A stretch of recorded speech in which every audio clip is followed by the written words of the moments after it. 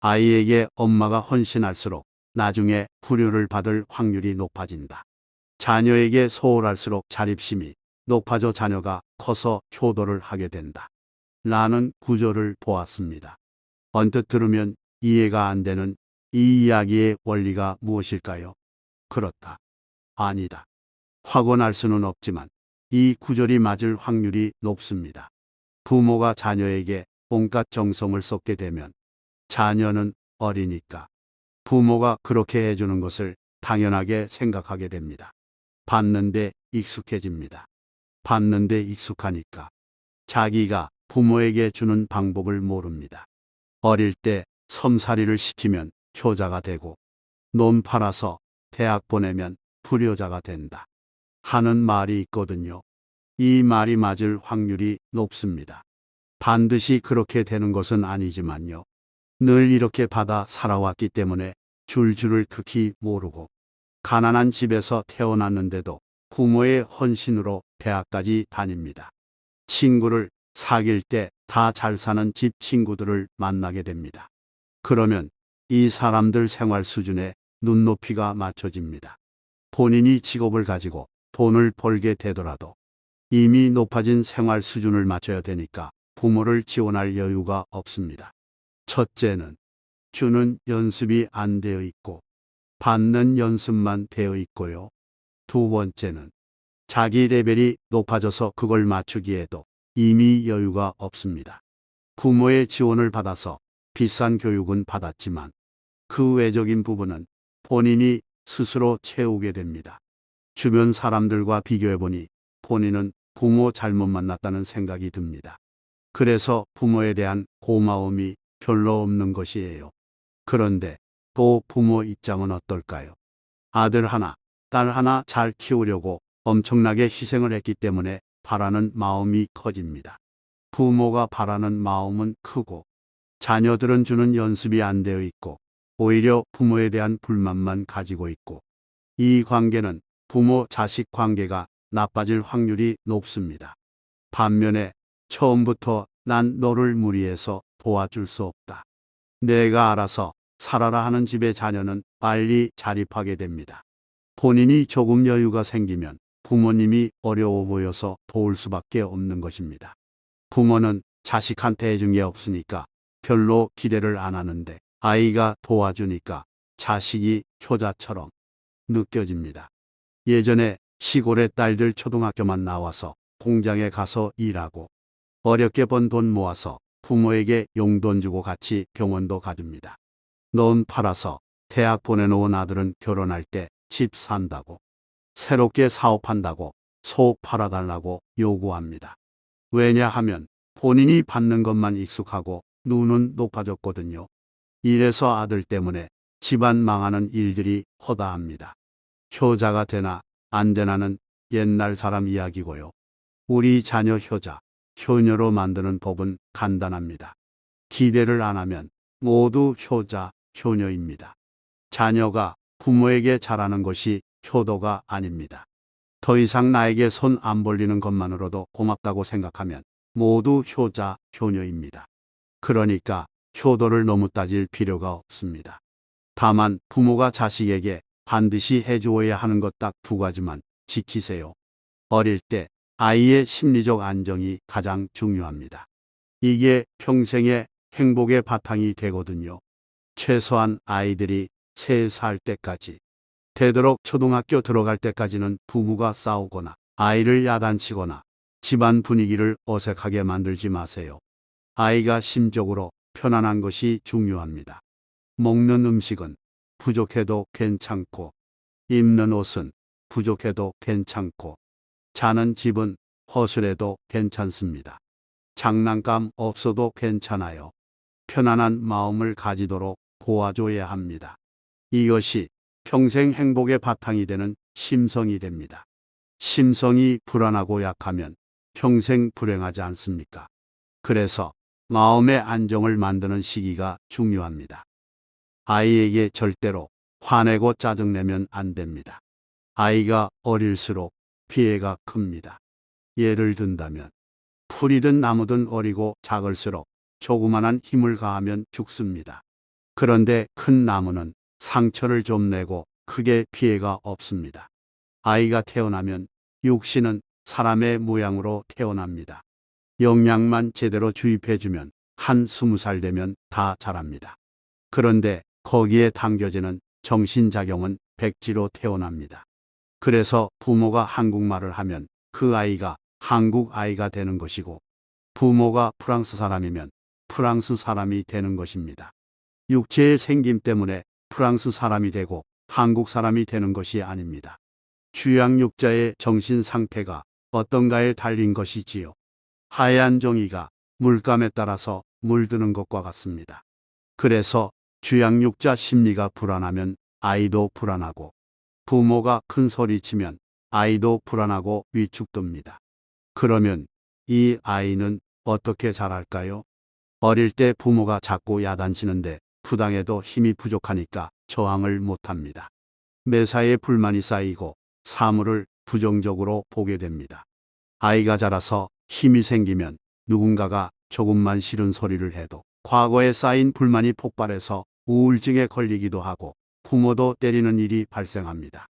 그러니까 아이의 행복은 주양육자의 마음 상태를 그대로 이식하는 것과 같습니다. 3살까지 학대받은 아이와 사랑받은 아이의 대뇌 크기가 차이 난다는 의학 발표를 본 적이 있습니다. 그러니까 3살까지 자아가 형성되고 이때의 성질은 변하기 어렵습니다. 그래서 옛날 사람들이 3살 버릇 80까지 간다고 말했지요. 또 일부는 이것을 천성이라고 말합니다. 태어날 때부터 하늘로부터 부여받았다.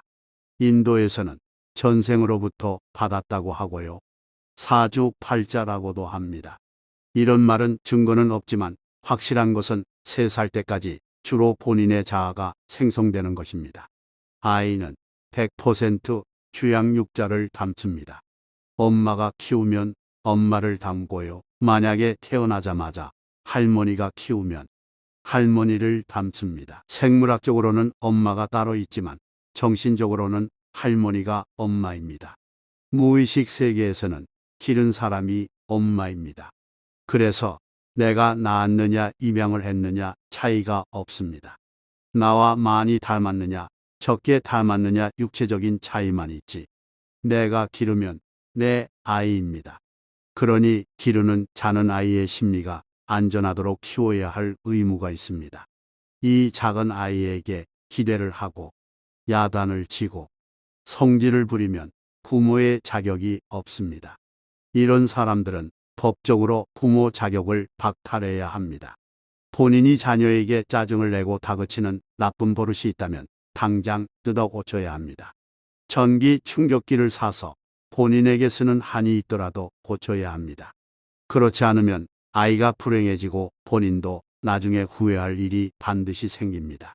본인이 지금 아이에게 잘못한 것은 잊어버리고 아이 키우느라 고생한 것만 기억할 텐데 나중에 아이가 삐뚤어지고 폭력적이게 될 수 있습니다.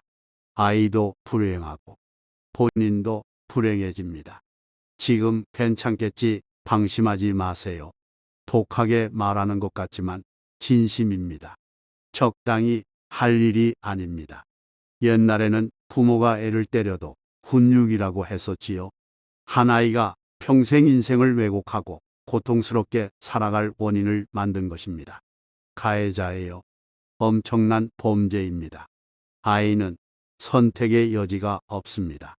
어른이 만약 이렇다면 헤어지고 이혼하면 됩니다. 윤리적으로 나쁘지 않아요. 그런데 선택권이 없는 아이를 학대하는 것은 큰 범죄입니다. 법적으로 처벌하지 않는다고 해서 죄가 아닌 것이 아닙니다. 엄청난 범죄인 걸 아셔야 합니다. 내가 낳았다고 내 애가 아닙니다. 우리는 어떤 아이든지 태어난 모든 아이가 행복하게 살 수 있도록 길러야 합니다. 아이에게 짜증내지 마세요. 그냥 안 해주면 돼요. 밥 해달라고 하면 밥 안 해주면 되고요. 같이 굶는 것은 괜찮지만 심리적으로 불안하게 만드는 것은 안 됩니다. 야단치지 마세요. 청소해라. 학교 갈 준비 안 하냐고 닥달하지 마세요. 그것은 야단쳐서 심리만 불안하게 만드는 거예요. 그냥 청소해 주지 마세요. 무대응하세요. 밥 해달라고 울면 그냥 내버려 두세요. 엄마 아빠도 내 시간이 있어야 하기 때문에 제 시간에 안 먹으면 자기가 차려 먹어야 하는 거야 라고 말하고 무대응해야 합니다. 버릇을 고치려면 냉정해야 하고요. 그러나 미워해서는 안 됩니다. 어리석고 모르기 때문에 어린아이라고 하는 것입니다. 근데 그걸 어른이라고 생각하고 대응하면 부모가 어리석은 것입니다. 아이를 보호하는 것은 본능입니다. 사람뿐만 아니라 동물도 마찬가지예요. 보존의 본능이라고 합니다. 내가 자식이 없더라도 나중에 아이를 낳게 되면 무조건 아이를 보호하는 본능이 생깁니다. 아이를 학대하는 사람은 정신적인 이상이 있는 거예요. 옛날에는 과도한 효도를 세뇌시켜서 늙은 부모를 모시고 새끼는 내버려 두라는 왜곡된 윤리론을 배웠어요. 이건 잘못된 것입니다.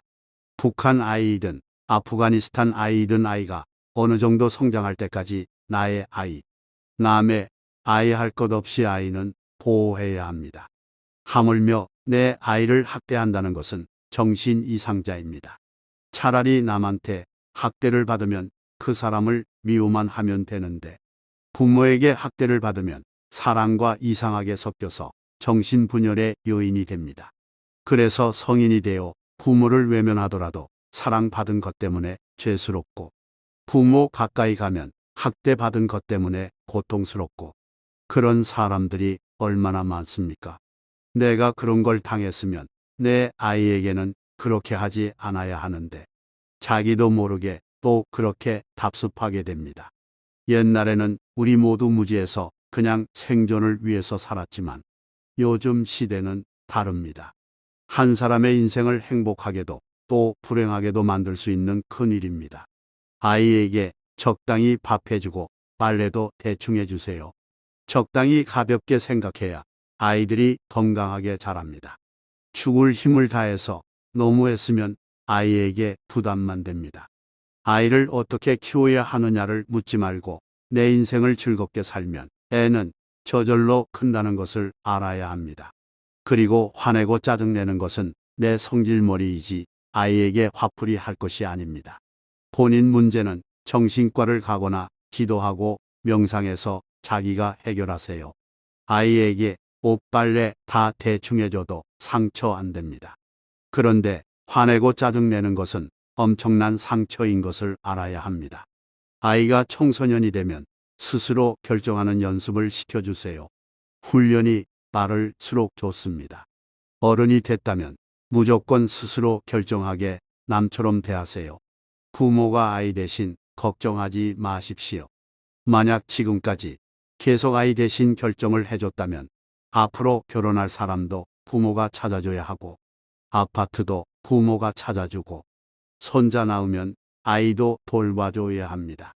확 끊어야 합니다. 결정은 아이 본인이 하는 것으로 결정지으세요.